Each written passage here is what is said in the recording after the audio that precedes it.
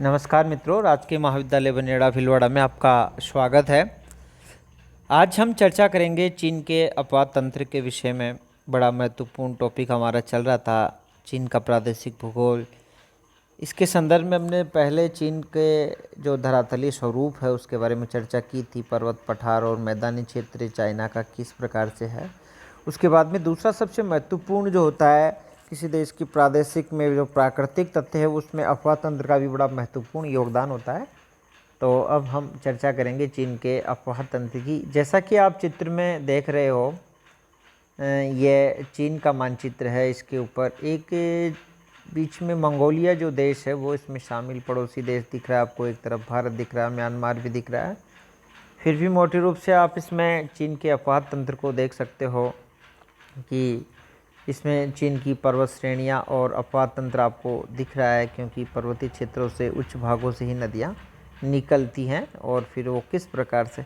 तो मोटे रूप से अगर आप इसको देखते हो तो चीन का जो प्रदेश है उसमें आपको तीन जो नदियाँ इसमें स्पष्ट रूप से दिखाई दे रही हैं, जो और तीनों ही नदियाँ हैं उनमें एक सिमिलरिटी भी आपको इसमें दिखाई दे रही होगी कि ये नदियाँ हैं जो ये पश्चिमी भाग से निकल के पूर्व की ओर बह रही है। तो आप चीन के इस मोटे रूप से चीन का जो है उसको ये देख के अनुमान लगा सकते हो कि चीन का जो ढाल है अधिकतर वो पश्चिम से पूर्व की ओर है। दूसरा, आप इस मानचित्र से ये भी अनुमान लगा सकते हो कि जैसे आप इसको इसमें टकलामाकन डेजर्ट है, तारिम बेसिन, जुंगेरियन बेसिन से दाम बेसिन, ये जो आपको दिख रहे हैं, और तिब्बत के पठार वगैरह जो भी कुछ आपको दिख रहे हैं, उससे आपको यही लगता होगा कि जैसे मान लो कि लोपनार झील आपने देखी है, तारिम नदी है या टकलामाकन डेजर्ट है, ये अंतः प्रवाही यानी कि चीन का अधिकांश पश्चिमी भाग वह अंतः प्रवाही क्षेत्र है। ये कॉमन रूप से हम इसको देख रहे हैं कि चीन का पश्चिमी भाग अधिकांशतः अंतः प्रवाही क्षेत्र है और चीन के जो उच्च पर्वतीय क्षेत्र से उनसे कुछ नदियां निकल करके पूर्व की ओर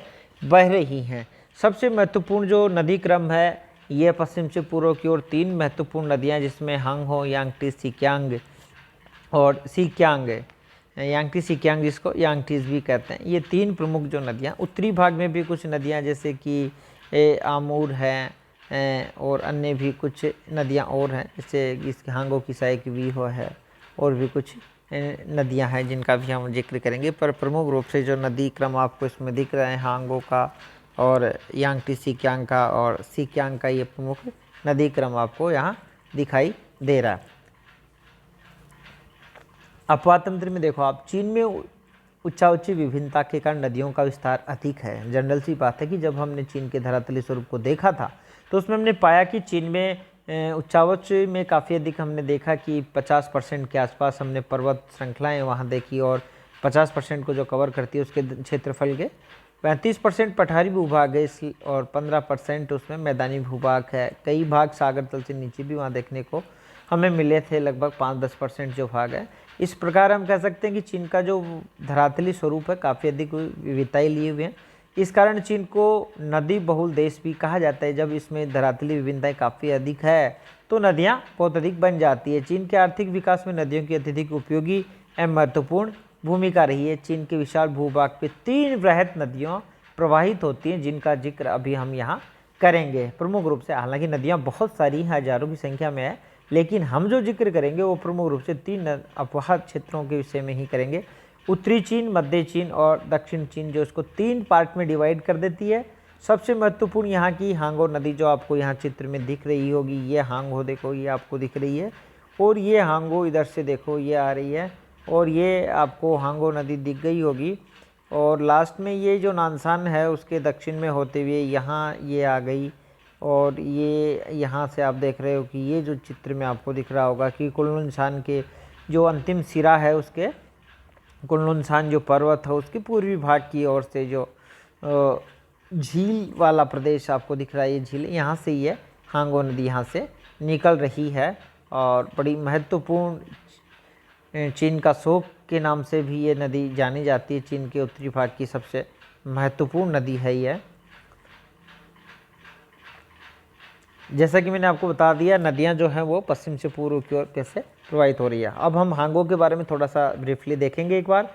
हांगो नदी चीन के उत्तरी भाग में प्रवाहित होती है। ये चीन की सबसे विशाल बड़े आकार की, लंबाई की दृष्टि से नहीं कहा मैंने, सबसे विशाल नदी है ये और काफ़ी अधिक महत्वपूर्ण है, जिसकी लंबाई लगभग ये जो है 4,845 किलोमीटर है। इस नदी के बेसिन का विस्तार लगभग 7.5 लाख वर्ग किलोमीटर, 7.7 लाख वर्ग किलोमीटर क्षेत्रफल में इसका अफवाह क्षेत्र है। इसका उद्भव जो है ये कुनलुन पर्वत की सिरिंगनौर और ओरिंगनौर 2 झील हैं वहाँ से हुई है। जैसा कि अभी हमने आपको मानचित्र में बताया कि कुनलुन जो पर्वत था, उस कुनलुन पर्वत के पूर्वी भाग की ओर से जो कुछ झीलें हैं जैसे सिरिंगनौर और ओरिंगनौर, उन क्षेत्रों से ये निकलती है। यहाँ से निकलकर ये नदी शांसी और शैनसी प्रांत जो कोयले के लिए जाने जाते हैं, चीन के सबसे महत्वपूर्ण प्रांत है शांसी शैनसी है, माइनिंग के और विशेषकर से कोयला क्षेत्र यहाँ शांसी शैनसी माइंस भी हैं। यहाँ से होते हुए चिहला की खाड़ी पीत सागर में, पीला सागर येलो सागर जो है चीन के उत्तरी भाग में जो है पीले सागर में जाकर के ये गिर जाती है। और ये जो नदी है ये अपने साथ पीली मिट्टी बहा करके लाती है, जिसके कारण से इसको पीली नदी के नाम से भी, येलो रिवर के नाम से भी जाना जाता है। जिस प्रदेश से होकर के ये नदी बहती है उसका ढाल थोड़ा मंद ढाल है, और मंद ढाल होने के कारण से अपने ये मार्ग को परिवर्तित करती रहती है। जब ढाल मंद होता है तो इसके जो अवसाद हैं वो बीच में जमा हो जाते हैं, नदी अपनी धाराओं को परिवर्तित कर लेती है। परिणाम स्वरूप जब कभी इसमें पानी की मात्रा ज़्यादा होती है तो ये बाढ़ लाती है, इस कारण से इसको चीन का शोक कहा जाता है। पर्वतीय भाग में ये नदी संकरी घाटी प्रतापपुर मोड़ के कारण नौगम्य नहीं है।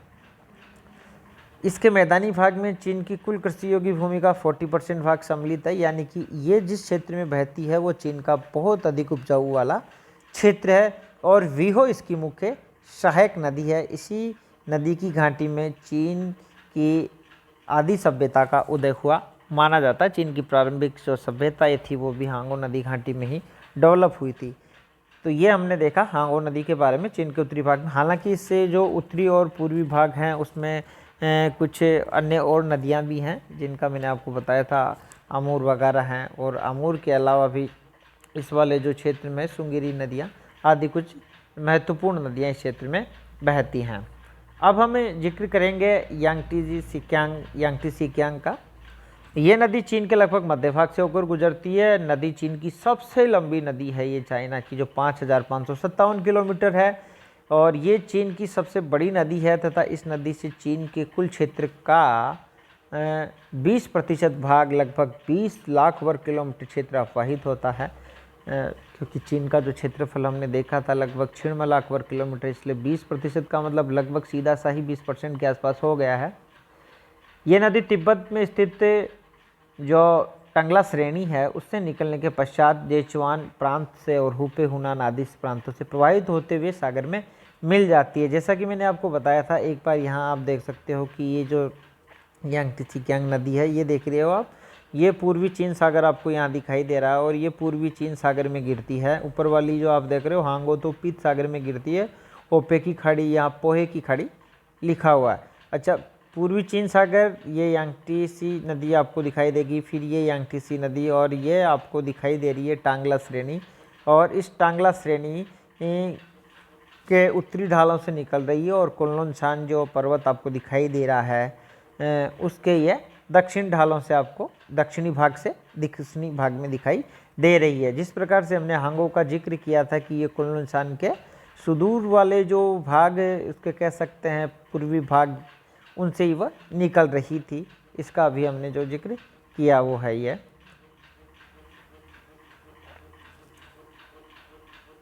चीन का प्रसिद्ध रेड बेसिन इसी नदी के भाग में, चीन का जो रेड बेसिन है ये आप देख सकते हो कि ये चीन जो यांगटी सिकियांग नदी है ये वापस जैसे नीचे आती है उत्तर से दक्षिण की ओर, फिर थोड़ा सा जैसे ऊपर बढ़ती है उत्तर की ओर, उत्तर पूर्व की ओर जाती है, तो ये नीचे जो इसमें बैंड है उस भाग में ये वाला जो पार्ट है ये चीन का लाल नदी बेसिन के नाम से, इसको चीन के लाल नदी बेसिन के नाम से इसको जाना जाता है।